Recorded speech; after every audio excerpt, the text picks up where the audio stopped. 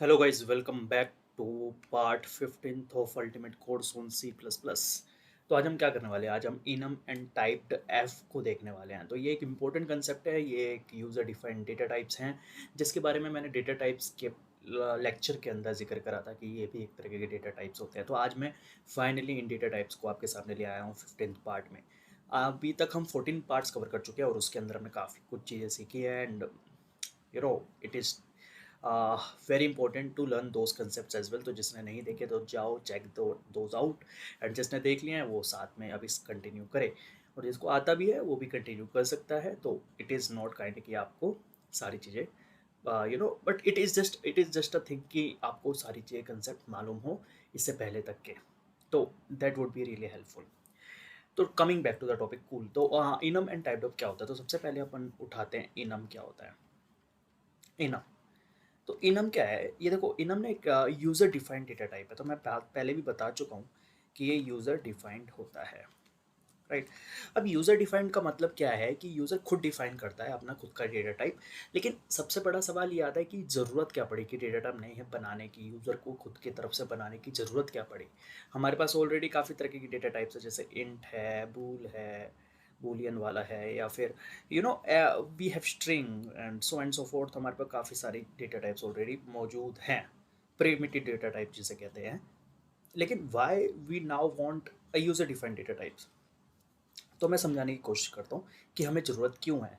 अच्छा, दूसरी चीज़ जो मैं ये बताना चाहता हूँ कि इनम भले ही यूज़र डिफाइंड डेटा टाइप हमारा बनाएगा, बट वो डेटा टाइप ऐसा नहीं है कि वो बिल्कुल नया ही होगा। मतलब एक तरीके से ऐसे कह सकते हैं कि एग्जिस्टिंग डेटा टाइप्स का यूज़ करके हम एक नया डेटा टाइप बनाएंगे, है ना। तो मैं लिख देता हूँ, we are going to make, है ना, ताकि आपको एक एक चीज़ पता हो। Going to make data type, data type, है ना, with the help of pre-existing, with the help of existing data types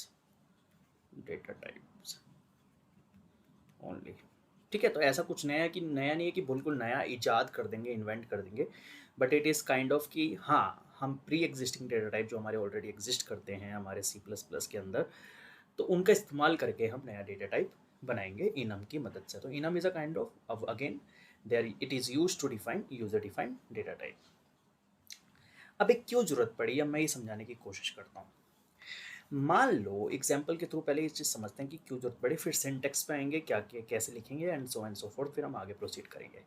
तो एग्जाम्पल के थ्रू मैं समझाने की कोशिश करता हूँ। मान लो कि मेरे पास डेज हैं काफ़ी, है ना, डेज हैं। तो डेज में मेरे पास आ जाता है मंडे, आ जाता है ना, ट्यूसडे आ जाता है, वेडनेसडे आ जाता है, एंड सो फोर्थ, हमारा आगे डेज तक चलता रहता है। लेट अस सपोज कि मेरे को प्रोग्राम के अंदर डेज की जरूरत पड़ रही है, मंडे की जरूरत पड़ रही है, ट्यूसडे की जरूरत पड़ रही है, वेडनेसडे की जरूरत पड़ रही है, थर्सडे की जरूरत पड़ रही है, एंड मल्टीपल जगह पे मल्टीपल टाइम्स मुझे जरूरत पड़ रही है। ठीक है, अब आपको ये चीज़ समझ में आ भी रही होगी कि ये सारे स्ट्रिंग्स हैं, राइट। ये स्ट्रिंग डेटा टाइप से बिलोंग करता है, it is a string data type. तो अब मुझे जहाँ पे भी मंडे लिखना होगा तो मैं बार बार मंडे लिखूंगा, बार बार ट्यूसडे लिखूंगा, बार बार वेडनेसडे लिखूंगा, क्योंकि मेरा प्रोग्राम इस तरीके से बना हुआ है कि वो ऑलरेडी, जैसे मान लो वेदर ऐप है और मेरे को ज़्यादातर मंडे को कौन सा होगा, ट्यूसडे को क्या होगा, एंड वेडनेसडे को क्या होगा, फिर कुछ टाइम बाद फिर से मंडे रिपीट होगा, फिर से ट्यूसडे रिपीट होगा, एंड सो फोर्थ। तो it will be a bunch of a madness की उसमें मैं बार बार जाकर उसको as a string data type को डेटा को मैं वहाँ पर पुट करूँगा। तो उसको डील करने के लिए मैंने क्या करा कि मैंने क्या, चलो एक काम करते हैं कि इन मंडे को, मतलब इन डेज को मैं कुछ प्री कोड असाइन करता हूँ, कुछ कोड असाइन कर देता हूँ, राइट। मैंने क्या भाई, मंडे को मैं 0 से बुलाऊंगा, है ना, ट्यूसडे को मैं 1 से बुलाऊंगा, वेडनेसडे को मैं 2 से बुलाऊंगा, एंड सो फोर्थ। तो मेरे लिए क्या हो जाएगा, मेरे को स्ट्रिंग यूज़ नहीं करनी, मेरे पास स्ट्रिंग नहीं है, मेरे को जीरो, मंडे को 0 रिप्रेजेंट कर रहा है, ट्यूसडे 1 है, वेडनेसडे 2 है, एंड सो फोर्थ। तो इसीलिए मैंने क्या कहा कि मैंने क्या भाई, अब मैं डिफाइन करूँगा कोड को इन मेरे प्रोग्राम के अंदर, है ना, टू यूज़ दीज डेज, कि मेरे को ये दिन यूज़ करने के लिए मैं कुछ कोड असाइन कर दूंगा, और वो कोड को मैं कैसे असाइन करूँगा वो मुझे देखना है पहली चीज़। आपको समझ में आया क्या मेरा मतलब है? कि कोई भी स्ट्रिंग है और स्ट्रिंग मेरी मल्टीपल टाइम्स यूज़ हो रही है, स्ट्रिंग स्ट्रिंग में मल्टीपल टाइम्स मैं यूज़ कर रहा हूँ स्ट्रिंग को, तो मैं बार बार उसको स्ट्रिंग को यूज़ ना करते हुए what I will do is I will assign a code to to that that string, उस स्ट्रिंग को मैं कोई कोड असाइन कर दूंगा, है ना। और मेरे लिए एक हेल्पफुल, एक आसान सी चीज़ हो जाएगी कि मेरे को स्ट्रिंग बार बार यूज़ नहीं करनी, मेरे पास एक नया चीज़ आ जाएगी। तो मैं कैसे असाइन करूँ, how do I do that, how do I do this. आपको प्रॉब्लम समझ में आया? पहली चीज़ मैं कैसे करूँगा, तो मैं समझाता हूँ मेथड नंबर 1 से पहले। मेथड 1, या तो एक काम करो कि मैं इनको कांस्टेंट की तरह डिफाइन कर दूँ। किसकी तरह? I can define them as constants, as constants. Constants पता है ना क्या होता है? यहाँ पे एक नया टर्म आ गया कांस्टेंट्स, तो मैं फटाफट से बता देता हूँ। वेरिएबल्स तो अपने को पता ही लग गए हैं, और पीछे के सेशंस के अंदर हमने बहुत वेरिएबल्स के बारे में बातें करी। कांस्टेंट क्या होता है? जिनकी वैल्यू चेंज नहीं होती है ना, जिनकी वैल्यू चेंज नहीं होती, कांस्टेंट होते हैं ना, जिनकी वैल्यू चेंज नहीं होती। कूल। तो अभी क्या है कि मेरे पास I have to define them as constant. तो मैं क्या करूँगा, कांस्टेंट को डिफाइन करने के बाद का तरीका होता है कॉन्स्ट लिख दो। आप क्या लिख दो? कॉन्स्ट। ध्यान रखेंगे, कांस्टेंट को डिफाइन करने का तरीका होता है C++ में कॉन्स्ट लिखो, कॉन्स्ट। फिर कॉन्स्ट को किस तरीके का है, मैंने क्या भाई, अब मेरे को इनको प्री कोड्स देने हैं, मेरे को कोई इनको कोड असाइन करने हैं। कोड तो मेरा इंटीजर है भाई, 0 भी एक इंटीजर है, 1 भी एक इंटीजर है, 2 भी मेरा इंटीजर है, 3 भी मेरा इंटीजर है, एंड सो फोर्थ। तो इंट कॉन्स्ट इंट मैंने क्या भाई, मंडे इज इक्वल्स टू 1। इसी तरीके से const int Tuesday is equals to 2, है ना। तो मैं क्या कर रहा हूं कि मैंने बोला भाई अब ये जो मंडे है उसको इंटीजर वैल्यू दे दो एक, जो कि एक कांस्टेंट होगी, और वो वैल्यू कितनी है? 1 है। इसी तरीके से ट्यूसडे को एक वैल्यू दे दो जो एक इंटीजर डेटा टाइप होगी, और वो एक कांस्टेंट रहेगी, वो बदलेगी नहीं, और वो क्या वैल्यू होगी? 2 होगी। समझ में आया? तो मैंने क्या करा, ऐसे ही इन स्ट्रिंग्स को अब मैंने किस में बदल दिया? एक कोड दे दिया, कोड में बदल दिया। तो ये जो मंडे ट्यूसडे है वो अब स्ट्रिंग नहीं रहा, वो एक स्ट्रिंग नहीं रहा, वो एक कांस्टेंट बन चुका है ना। वो क्या बन चुका है? एक कांस्टेंट बन चुका है। ध्यान रहेगा? क्लियर है? कोई दिक्कत नहीं है? ठीक है। तो जब भी अब मैं प्रोग्राम के अंदर मंडे लिखूंगा, जब भी मैं प्रोग्राम के अंदर मंडे लिखूंगा तो इसका मतलब 1 होगा। जब भी मैं प्रोग्राम के अंदर ट्यूसडे लिखूंगा तो उसका मतलब 2 होगा। क्लियर हो गया? और वो कांस्टेंट वैल्यू होगी। क्या समझ में आती है बात? तो मैं इसको फटाफट से लिख देता हूँ, आप भी नोट डाउन कर लेंगे क्या। यहाँ पे येलो से लिख देते हैं, है ना। Now this Monday Tuesday and so fourth is not string anymore but a constant। Clear है ना। therefore whenever in our program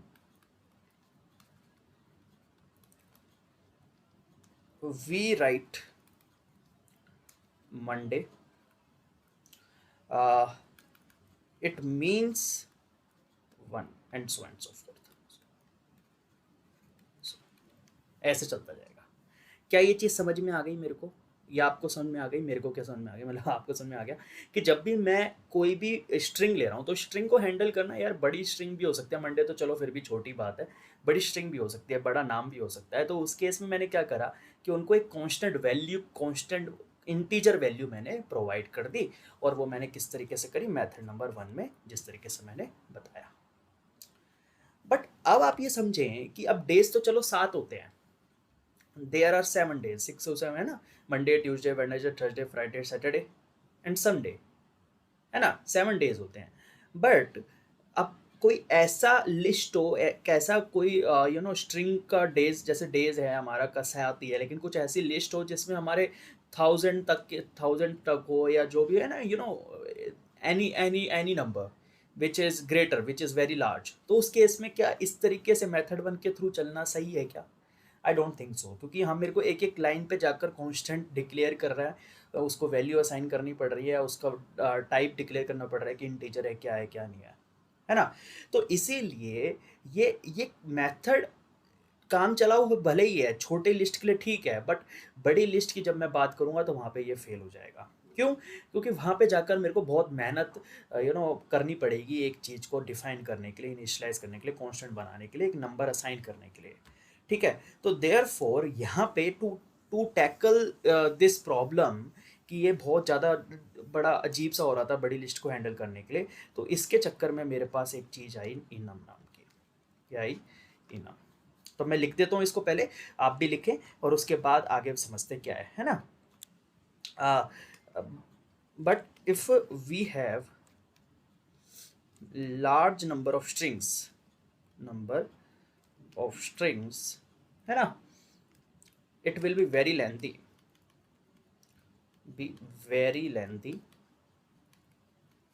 to define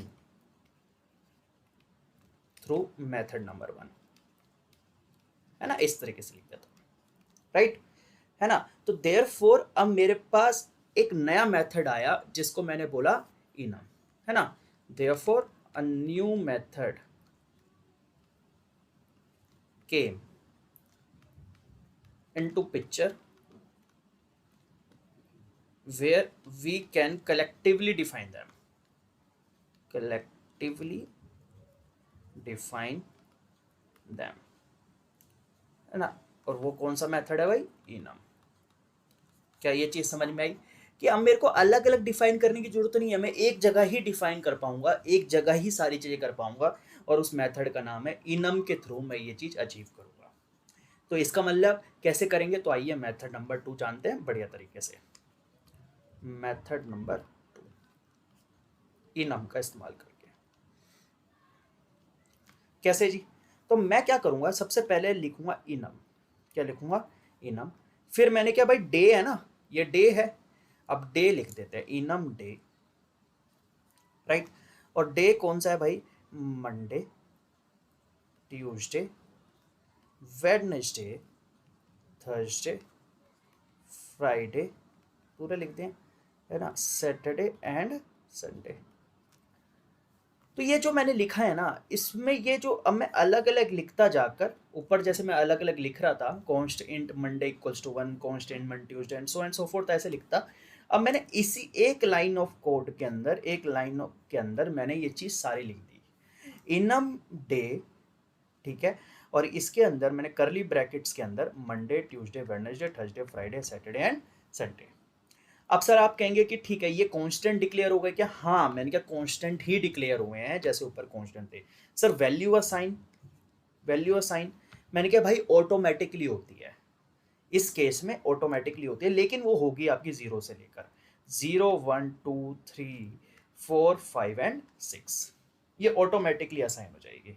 तो मैं लिख देता हूँ, है ना, नोट करके कि automatically Monday will be assigned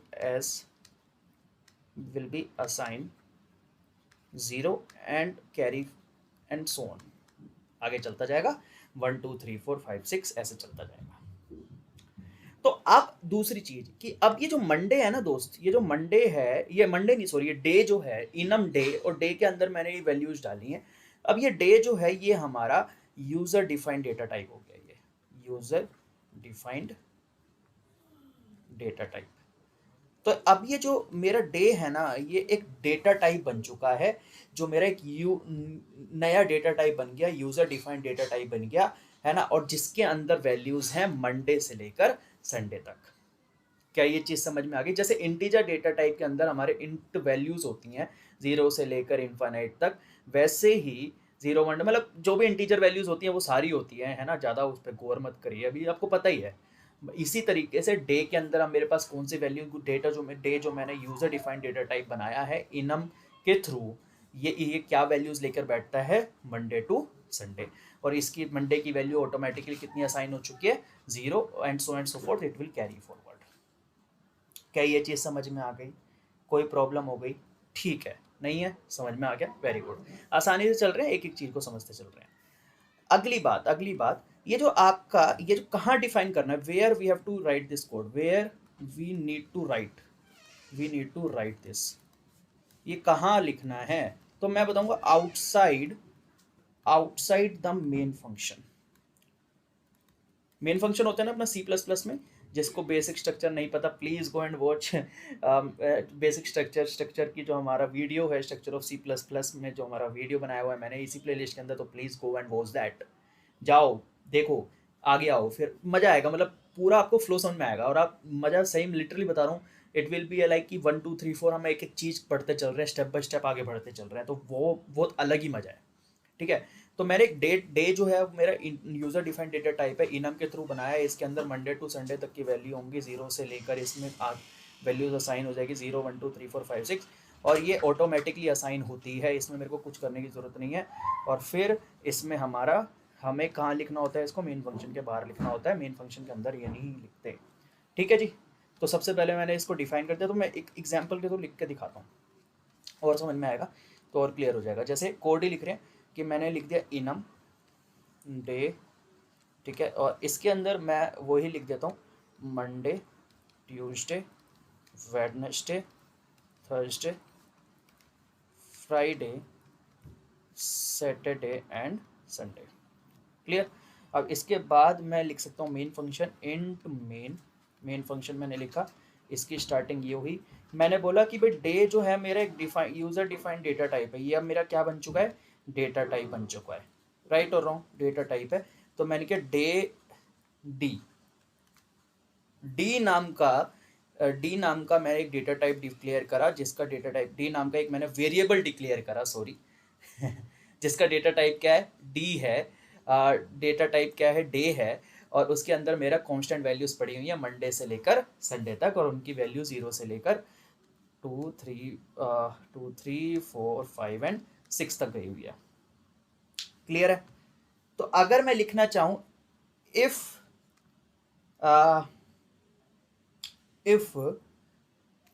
D equals to Monday, अगर डी मंडे है, इफ एल्स मैंने अभी नहीं पढ़ा है तो चलो छोड़ देते हैं अभी बेकार में दिक्कत हो जाएगी कि भाई इफ एल्स तो पढ़ाया नहीं क्या होता है ना। तो अगर मेरे को D is equals to Monday है ना, अगर मैं ये लिखता हूं तो ये सही है। लेकिन अगर मैं डी इज इक्वल्स टू 0 लिखकर भागता हूँ 0, तो ये गलत हो जाएगा। क्यों सर, 0 ही तो मंडे को रिप्रेजेंट कर रहा है। डी मतलब समझ में आ गया ना, 0 ही तो मंडे को रिप्रेजेंट कर रहा है, तो अगर मैं 0 भी लिख देता हूँ तो कोई गलत है, तो मैंने क्या, हाँ गलत है। आप डायरेक्टली यूज नहीं कर सकते कोड्स को, तो मैं लिख देता हूँ note, you can not directly right या यूज कोड्स। डायरेक्टली आप यूज नहीं कर सकते कोड्स को। क्लियर है, इज दिस थिंग क्लियर। आप डायरेक्टली यूज नहीं कर सकते भाई, ध्यान रखेंगे आप। Clear, is this thing clear, पक्का, प्रॉमिस, समझ में आ गया आपको, कोई दिक्कत है ना, नहीं होगी है ना। और यहाँ रिटर्न 0 तो करना बहुत ज़रूरी है भाई, है ना। मेन फंक्शन आपका इंटीजर टाइप का है, तो उसको रिटर्न, जो कि हम ऑलरेडी करते आ रहे हैं। तो भाई एक बार इसको ना यूज़ करके देखते हैं। तो let us go on VS code, है ना भाई, पता तो चले कि आ रहा है समझ में। तो हमने इतने सारे प्रोग्राम बना रखे हैं, अगेन उसी फोल्डर में आ गया जहाँ पे मेरे सारे अभी तक के प्रोग्राम बने हुए हैं। इसी के अंदर एक नया प्रोग्राम बना लेते हैं enum.c++ नाम से। ठीक है, तो भाई हैशटैग इंक्लूड, बताओ क्या, आयो स्ट्रीम, फिर नेक्स्ट लाइन में क्या आता है, यूजिंग नेम स्पेस, कौन सा, std, सही है, कोई दिक्कत नहीं है, इंट मेन, फिर स्टार्ट एंड, रिटर्न 0, है ना, ये लिखना ज़रूरी है। अब मैंने क्या बोला था, इससे पहले ही मेरे को ये डिक्लेयर करना पड़ेगा, तो मैं क्या करता हूँ, इनम डे, सही है, और इनम डे के अंदर मैं क्या डाल देता हूँ, मंडे, ठीक है, ऐसे डाल रहे हैं, Tuesday Wednesday Thursday Friday Saturday and Sunday, कोई दिक्कत नहीं है ना, मैंने बना दिया। अब मैं इसके अंदर क्या करूँगा, डी नाम से मैंने बना लिया। तो देख रहे हो आप, ऑलरेडी मेरे पास क्या हुआ कि मैंने अब डे ऊपर, क्योंकि मैंने इनम एक डेटा टाइप मैंने बना लिया, तो जब ये डे जो है मेरा अपने आप इसके अंदर आ गया, है ना, क्योंकि मैंने ऊपर ऑलरेडी डेटा टाइप बना लिया है डे नाम से, इनम से की हेल्प से, उसके अंदर मंडे टू संडे हमारा पड़ा है, ठीक है। अब मैं क्या करता हूँ, डी इक्वल्स टू मंडे, हो क्या, और मैं क्या कराता हूँ, प्रिंट करा लेते हैं सी आउट डी को, करा के देखें, कंट्रोल एस से सेव करा, रन करके देखते हैं क्या आ गया, 0 आ गया, देख रहा है आपको, क्यों, क्योंकि मंडे को कौन रिप्रेजेंट कर रहा है, 0, ट्यूसडे को कौन कर रहा है। क्या ये चीज समझ में आ गई बात, क्या ये चीज क्लियर हुई। अगर मैं डी को ट्यूसडे डालूंगा तो क्या होगा इस केस में, बताओ बताओ बताओ, 1 आ गया ना, क्योंकि अब इसको ओवरराइड कर दिया ना, पहले वाले को ओवरराइड कर दिया, अब ट्यूसडे आ गया तो ट्यूसडे में क्या है, 1 पड़ा है ना, वेडनेसडे में क्या पड़ा होगा, 2 पड़ा होगा। इसी तरीके से एक काम करते हैं, डी को हम संडे करा के देखते हैं, क्या ये चीज़ समझ में आई। बाद में हम किसी तरीके से भी यूज़ कर सकते हैं चीज़ों को, है ना, बट आपको क्लियर हुआ कैसे हम चीज़ें बना रहे हैं। 6 आ गया तो 0 मंडे के लिए, 1 2 3 4 5 एंड 6, क्लियर।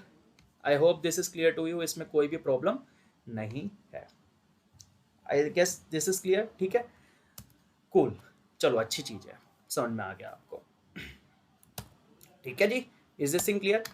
अब मैं मान लो कि आपने बोला कि भाई मेरे को 0 से शुरू ही नहीं करना, मेरे को तो भाई 1 से चाहिए वैल्यू, क्या कहता हूँ, क्या कह रहा हूँ मैं, मेरे को 0 से शुरू नहीं करना, क्योंकि इसमें तो ऑटोमेटिकली 0 से स्टार्ट कर रहा है, I don't want it to be starting from 0। तो what I do is, simple सा करना है, कुछ नहीं करना है, क्या करना है, अगर मैं चाहता ही नहीं कि वो 0 से शुरू हो तो मैं इनम डे, है ना, और मैं मंडे को बोल दूंगा 1 असाइन कर दूंगा पहले, समझ में आ गया, 1 Tuesday, Wednesday, Thursday, Friday, Saturday and Sunday. अगर मैंने 1 से दे दिया तो भाई 1 से होगा 1 2 3 4 5 6 एंड 7, आगे बस में, तो आप जिससे शुरुआत करना चाहते करो, कोई प्रॉब्लम नहीं है। सर अगर मैं 1 से नहीं करके 6 से करता तो मैंने कहा 6 से कर लेते, अगर 6 से करते तो 7 8 9 10 11 एंड 12 हो जाता। अच्छा सर अगर मैं इसको 1 से स्टार्ट करता तो ये 2 3 4 हो जाता, और मैं बोलता था फ्राइडे को आप 10 कर दो, तो भाई कोई प्रॉब्लम नहीं होती, 4 करा 10 हो गया, 11 एंड 12 हो जाएगा। आपको समझ में आया, तो आप अपने हिसाब से वैल्यूज को बदल सकते हो, लेकिन कॉन्स्टेंट ही वैल्यू रहेगी, वो बाद में चेंज नहीं होगी। आई बात समझ में, जैसे मैं फॉर एग्जांपल इसमें करके दिखाता हूँ आपको, मैंने कहा भाई मंडे को एक काम करो सर, आप 1 दे दो, मंडे को आपने क्या दे दिया, 1 दे दे, इन दोनों को मैं कमेंट कर देता हूँ, इन दोनों को मैं कमेंट कर दिया, तो मैंने कहा मंडे को आपने 1 दे दिया, तो आप मंडे की वैल्यू देखते हैं क्या आएगी, 1 आ गई। अब मैं क्या करता हूँ, ट्यूसडे को अनकमेंट करता हूँ, तो ट्यूसडे की वैल्यू अब क्या आनी चाहिए, 2 आनी चाहिए ना, बिल्कुल सही बात है, 2 ही आनी चाहिए, तो देखते हैं क्या आती है, 2 ही आ रही है, देखो तो समझ में आ गया। अगर मैं कल को जाके अपने हिसाब से फ्राइडे को 10 कर देते हैं, 10 कर देते हैं, राइट, फ्राइडे को अगर मैंने 10 कर दिया, तो अब मैं क्या करता हूँ, संडे की वैल्यू प्रिंट करवा के देखता हूँ। आपको समझ में आया क्या कर रहा हूँ मैं, संडे की वैल्यू प्रिंट, क्योंकि संडे की वैल्यू अब क्या आनी चाहिए, क्या नहीं, 10 11 12 12 आनी चाहिए थी, है ना, और आनी चाहिए थी, क्या आनी चाहिए, तो 12 भी आ रही है क्या, हाँ जी 12 भी आ रही है, देख लो, क्या ये चीज़ समझ में आई। अच्छा सर 12 तो आ रही है, लेकिन आगे की वैल्यू सही आ रही है क्या, ट्यूसडे की अभी भी 2 ही आ रही है क्या, मैंने कहा सर 2 ही आएगी, देखो जरा 2 ही आ रही है, तो समझ में आ गया। आप कहीं पे भी जाके वैल्यू चेंज कर सकते हो, बट वो हमेशा फिर पूरे प्रोग्राम इंट के अंदर हमेशा वो सेम ही रहेगी, वो बदलेगी नहीं, इसी को कांस्टेंट वैल्यू कहते हैं। क्या ये चीज़ समझ में आ गई आपको, क्लियर हो गई बात, बिल्कुल सही बात है। अगली बात पे आता हूँ, अब आप चालाकी करना चाह रहे हो, आपने बोला कि मैंने इससे पहले इंक्रीमेंट ऑपरेटर पढ़ा था, इंक्रीमेंट ऑपरेटर पढ़ा था, राइट और रॉन्ग, इंक्रीमेंट ऑपरेटर मैंने पढ़ा था, तो आपने भाई, आपने जिसको नहीं पता please go and watch this that lecture, बहुत इंपॉर्टेंट लेक्चर है इंक्रीमेंट एंड डिक्रीमेंट ऑपरेटर्स का, प्री इंक्रीमेंट पोस्ट इंक्रीमेंट बहुत अच्छे तरीके से इन डिटेल पढ़ाया है मैंने। तो अगर आप कोई वैल्यू आपने डे डी बनाया, है ना, डे डी बना दिया आपने, और डी में आपने क्या करा, मंडे असाइन कर दिया पहले, ये भी डी मंडे है तो आपने जीरो वैल्यू आ गई। अगर आप करना चाहो डी प्लस प्लस ये करना चाहोगे भाई रॉन्ग हो जाएगी बात, ये एक्सेप्ट ही नहीं करेगा। या फिर अगर आप मंडे प्लस प्लस करना चाहोगे तो भी नहीं होगा भाई कि आप ट्यूसडे आ जाए इस तरीके से, नहीं, this will be a wrong wrong thing. मतलब आप वैल्यू एक बार जब डिफाइन हो गई उसके बाद चेंज नहीं कर सकते। तो मैं लिख देता हूं note, you can not change value of enum, enums data type ऐसे लिख देता हूं, है ना, वंस इनिशियलाइज्ड, है ना। इनिशियलाइज करने के बाद आप नहीं कर सकते, डिक्लेयर करने के बाद आप नहीं कर सकते, है ना। आपने ऊपर डिफाइन कर दिया, आपने भी नहीं भी डिफाइन करा, जीरो से स्टार्ट हो रहा है, आप चेंज नहीं कर सकते, ध्यान रखना। तो this is only the the concept of enum. समझ में आ गया आपको? क्या इनम क्लियर हुआ आपको? है ना, आसान से कंसेप्ट था, इनम आपको क्लियर हो गया। I hope that is clear. मैंने कोड लिख के भी दिखा दिया सारी चीज़ें। अब उस पर आप कोई भी ऑपरेशन, कोई भी चीज़ आप किसी भी तरीके से उसे हैंडल कर सकते हैं। अभी आप बस अभी कंसेप्ट समझे, धीरे धीरे जब हम आगे इफ एल्स कंडीशन पढ़ेंगे, सारी चीज़ें पढ़ेंगे तो और क्लियरिटी आती जाएगी कैसे क्या क्या चीज़ें यूज़ करनी है। Cool, this is enum. Now let's come to typedef. अब किस पे आ जाते हैं दोस्त? टाइप डेफ पे। Typedef. अब टाइप डेफ क्या है? अरे भाई टाइप एफ भी क्या है? एक यूजर डिफाइंड डेटा टाइप है। ये भी एक तरीके का यूजर डिफाइंड डेटा टाइप ही बनाने वाला है आपके लिए। अब सर इसको समझाओ पहले, अब ये क्या है और क्यों आया और किस लिए क्या जरूरत पड़ी इनम में, जैसे आपने समझाया। मान लो कि आपने एक प्रोग्राम लिखा इंट मेन, ठीक है, और आपने कोई वेरिएबल्स डिक्लेयर करे m1 m2 m3, है ना, r1 r2 r3, राइट, ये, और आपने कुछ कोड बहुत बड़ा एक कुछ 10,000 लाइन ऑफ कोड का आपने कोड वोड लिख दिया पूरी तरीके से, m1 m2 यूज़ कर लिया आपने पूरी तरीके से, r1 r2 r3 भी यूज़ कर लिया। अब जब आप 4 महीने बाद कोड में दोबारा आए और या किसी नए प्रोग्रामर कोई आया जो देख रहा था इस कोड को, तो आपको उसके समझ ही नहीं आ रहा कि M1 क्या है, उसे समझ में नहीं आ रहा M2 क्या है, उसे समझ में नहीं आ रहा M3 क्या है, ये R1 R2 क्या है। तो उसके दिमाग में क्या आ गया? क्वेश्चन मार्क्स जनरेट हो गए कि भाई ये क्या है, ये क्या वेरिएबल है, किस चीज़ को रिप्रेजेंट कर रहे हैं। तो जनरली क्या होता है कि प्रोग्रामर्स जो होते हैं, इनिशियल नए प्रोग्रामर्स जो होते हैं, नए डेवलपर्स जो होते हैं, वो हरी के अंदर, मतलब जल्दबाजी के अंदर एक ऐसे वेरिएबल्स डिफाइन कर देते हैं, डिक्लेयर कर देते हैं जिनको समझना थोड़ा सा मुश्किल हो जाता है, क्योंकि वो पूरी तरीके से वैल्यू, मतलब पूरा मीनिंग रिप्रेजेंट नहीं कर रहे होते हैं। आपको समझ में आया? तो वो क्या करता है, ये जो क्रिएट करता है वो रीडेबिलिटी इशू क्रिएट करता है। समझ में आया? ये एक रीडेबिलिटी इशू क्रिएट करता है, क्योंकि भाई मालूम ही नहीं है कि भाई उसका मतलब क्या, M1 किस चीज़ को रिप्रेजेंट कर रहा है। तो एक बड़ा इशू है ये जो प्रोग्रामर फेस करते हैं due to lack of knowledge या फिर लैक ऑफ पेशेंस। जो पेशेंस के बिना या बिना लैक ऑफ नॉलेज के बिना ये ऐसे डिक्लेरेशन हो जाता है, तो उसके हिसाब से दिक्कत हो जाती है। अब कहते हैं कि भाई चल ठीक है, जिसने डिक्लेयर करा था उसने बोला था M1 M2 M3 क्या है, मार्क्स हैं, मार्क्स है, मार्क्स 1 मार्क 2 मार्क 3 ऐसे करते हैं, और R1 R2 R3 क्या, रोल नंबर्स हैं, क्या है भाई, रोल नंबर्स हैं। तो भाई उसने कहा कि भाई इतना नंबर नाम में डिक्लेयर करना क्या फ़ायदा है, इतने बड़े बड़े नाम लिखूंगा तो भाई कोड बढ़ जाएगा। तो उसने बोला कि भाई ठीक है यार चलो, फिर मतलब ठीक है, तेरी बात भी मैंने मानी कि बड़े बड़े वेरिएबल्स के नाम है तो उनको पूरा लिखना भी ठीक नहीं है। ये पूरा लिखोगे तो भाई टाइम लगेगा, सारी चीज़ें होंगी, सारी चीज़ें फैक्टर्स देखने पड़ेंगे, और ज़्यादा छोटा लिखोगे तो वो रीडेबिलिटी इशू बढ़ा रहा है। तो इसीलिए क्यों ना एक कंसेप्ट लेकर आया जाए टाइप डेफ का, जो कि एक ऐसा user defined data type declare करा जाए उसके थ्रू, टाइप डेफ के थ्रू, जिस जो मतलब वेरिएबल्स किस पर्पज से बन रहे हैं उसको बताए। मतलब समझा तो मैं आपको समझा टाइप डेफ क्यों आया, क्योंकि भाई वेरिएबल्स का छोटा होना रीडेबिलिटी इशू क्रिएट कर रहा था, राइट।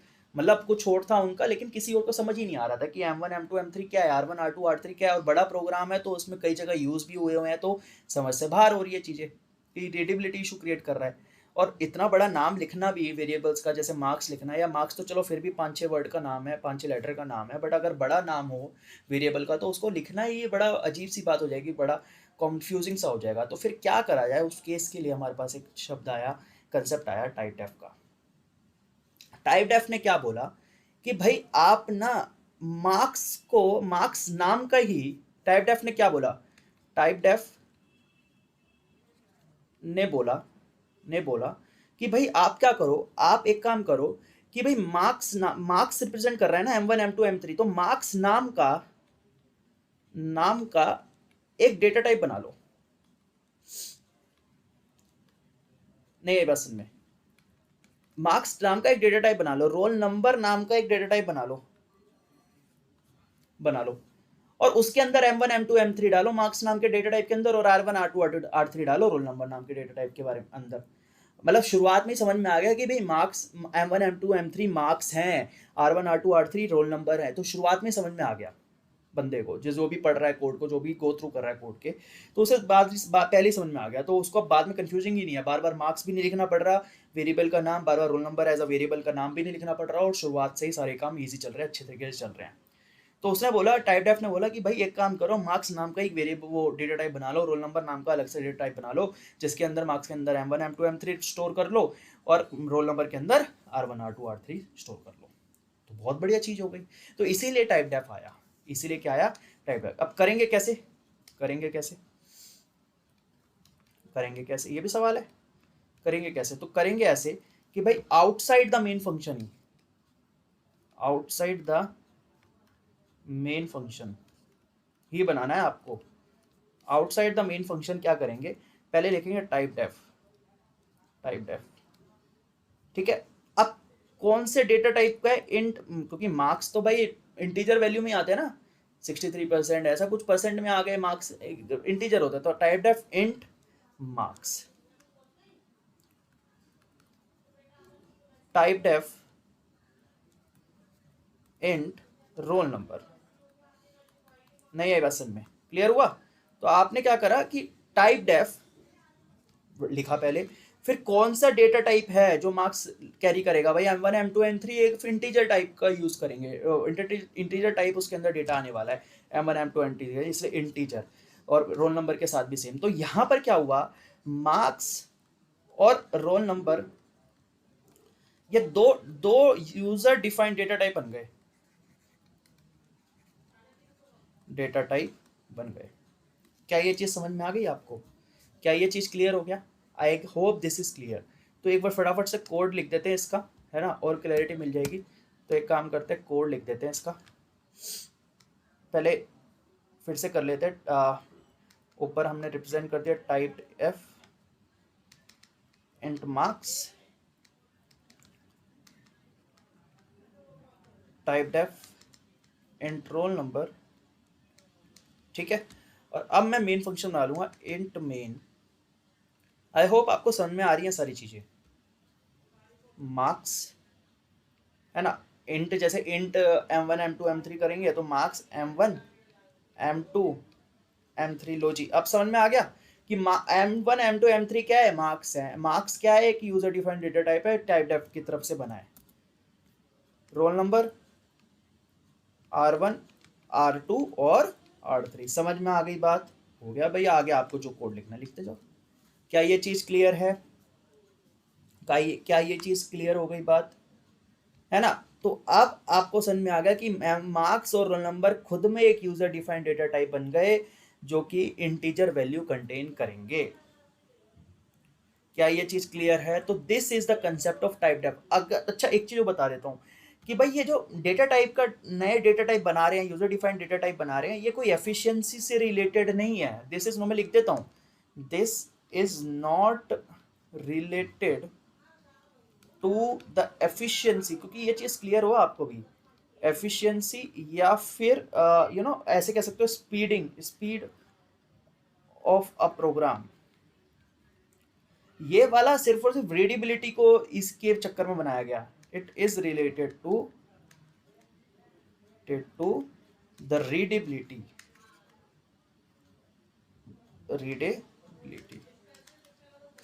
Of a program. समझ में आ गई बात, इतना क्लियर है, बिल्कुल आसान से कंसेप्ट है, ज़्यादा दिमाग नहीं लगाना, बहुत आसान सी चीज़ है। तो फटाफट से VS कोड पे आते हैं और इसको भी एक काम करते हैं, एक नई फाइल ही बना लेते हैं टाइप डेफ नाम की, टाइप्ड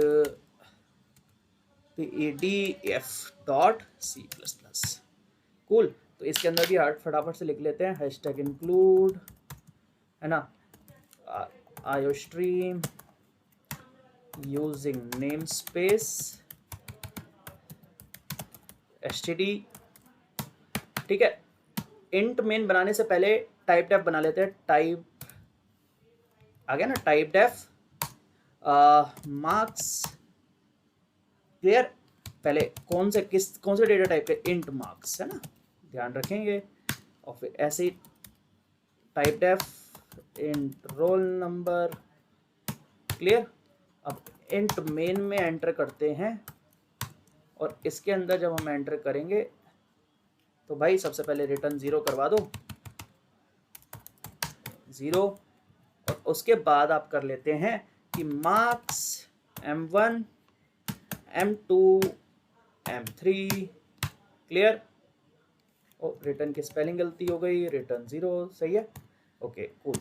ठीक है, तो m1 की वैल्यू हम दे देते हैं 10, 100, मतलब इतना भी कम क्यों दे रहे हैं, 100 में से लेट से 70, है ना। m2 की वैल्यू दे देते हैं हम 90। और एक काम कर लेते हैं, सी आउट करा देते हैं सिंपल अभी फिलहाल के लिए, m1 और फिर एक स्पेस देकर, एम्प्टी स्पेस देकर m2। क्लियर है, सिंपल सा प्रोग्राम, कोई इशू नहीं है। कंट्रोल S से सेव करा, हमारा प्रिंट होना चाहिए पहले 70 और फिर 90, है ना। चलो जी, देख रहे हो 70 एंड क्लियर है ना, समझ में आ गया। तो हमने क्या करा, टाइप डेफ की तरफ थ्रू हमने इंटीजर डेटा टाइप का एक marks user defined data type बनाया, इसी तरीके से roll number user defined data type बनाया। और उसके अंदर मैंने मार्क्स का m1 m2 m3 वेरिएबल्स के अंदर डाले इस डेटा टाइप मार्क्स नाम के यूजर डिफाइंड डेटा टाइप के अंदर। और m1 को मैंने वैल्यू दी 70, m2 को मैंने दी 90 और m1 m2 को मैंने प्रिंट करवा के देखा तो सही प्रिंट हो गया। तो आई एम श्योर कि आपको ये चीज़ क्लियर हुई होगी कि क्यों हम ये यूज़ कर रहे हैं। अब m1 m2 m3 कहीं पे बड़े प्रोग्राम में लिखा है तो भाई शुरुआत में समझ में आ गया कि भाई ये एक मार्क्स को रिप्रेजेंट कर रहा है m1, यहाँ पे भी समझ में आ जाएगा। और roll number R1 R2 R3 R roll number को रिप्रेजेंट कर रहा है, जो कि एक मैंने यूजर डिफाइंड डेटा टाइप बनाया टाइप डेफ की मदद से। क्या ये चीज़ क्लियर हो गई आपको? आसान सी चीज़ है, कोई प्रॉब्लम नहीं है। तो this is the concept of typedef. I hope this is clear. तो हमने टाइप डेफ भी समझ में आ गया, क्लियर कर लिया। तो आई होप आज की सेशंस का आपको इनम और टाइप डेफ दोनों समझ में आया हो और अच्छी तरीके से समझ में आया हो। और अगर आया है और मेरे को लगता है कि आया है तो please make sure to hit the like share subscribe button. Subscribe करके बेल आइकन जरूर प्रेस करें ताकि नई वीडियो आए जो आपके सामने उसका आपको नोटिफिकेशन सबसे पहले समझ में आए। कमेंट करें, कमेंट करके आप मुझे बताएं कि आपको समझ में आ रहा है, कितना समझ में आ रहा है, क्या समझ में आ रहा है। और कहीं गलती है जो मेरे से अनइंटेंशनली हो गई तो आप उसे क्लियर करें, उसे समझाएं, उसको दूसरों को भी बताएं। और तीसरी चीज़, अगर आपको मेरा मेथड समझ में आ रहा है तो प्लीज़ एक एक अच्छा पॉजिटिव कमेंट मेरे को बूस्ट अप करेगा। और आपको लगता है कि कहीं इंप्रूवमेंट की ज़रूरत है तो प्लीज़ उसमें भी हिचकिचाएं नहीं, उसको भी लिखकर आप मेरे को समझाएं ताकि मैं उस पर अपना वर्क कर सकूँ। अगेन, अगर कोई आपको डाउट है C++ के अंदर और कोई भी चीज़ का भी डाउट है आज तक के जितने भी लेक्चर्स हैं उसके अंदर, तो मैंने एक डिस्क्रिप्शन के अंदर आप देखेंगे तो सोशल हैंडल्स के लिंक दिया। और अगेन एक व्हाट्सअप कम्युनिटी लिंक भी पोस्ट करा गया है, उसके अंदर आप जाइए और उसके अंदर हमारा C++ का एक डाउट ग्रुप बनाया हुआ है, उसको ज्वाइन करिए। और ज्वाइन करके आपको कोई भी डाउट है तो please please please don't hesitate to ask over there. मैं खुद चल कर उसको सॉल्व करूँगा और आपको कोई भी डाउट आपका इकट्ठा होने नहीं देंगे, ठीक है। और जो हमारा चैनल है व्हाट्सअप कम्युनिटी चैनल है, उसके अंदर हमारे अपडेट्स भी आते रहेंगे कि कब कौन सी वीडियो आ गई है। तो आप बिल्कुल समझ में आ जाएगा, आपको हर चीज़ बहुत अच्छी तरीके से चलेगी। तो please don't forget to like share subscribe, और सब्सक्राइब करके और लाइक करके आगे बढ़ें। और पूरी वीडियो देखिए, अंत तक देखिए, आराम से बैठ कर देखें, कोई भी दिक्कत नहीं आएगी। तो आज की वीडियो यहीं तक रखते हैं, आगे की वीडियो में मिलते हैं, तब तक के लिए बाय।